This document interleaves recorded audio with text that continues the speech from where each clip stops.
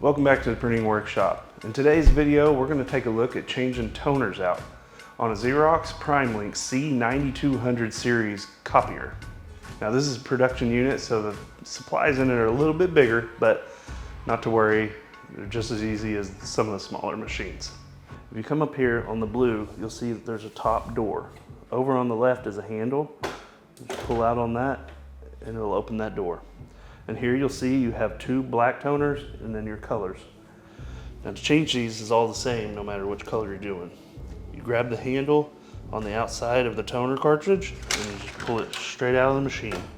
If you notice, these toners look very similar to the AltaLink 8100 and 8200 copy machines.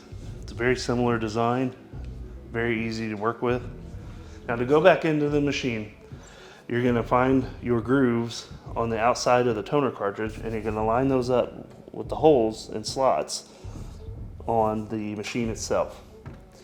Once you get those lined up, you'll push it in all the way until it's fully seated, and then you'll close your front cover and you're done. And if you'd like to see more videos on this same model, check out these videos here.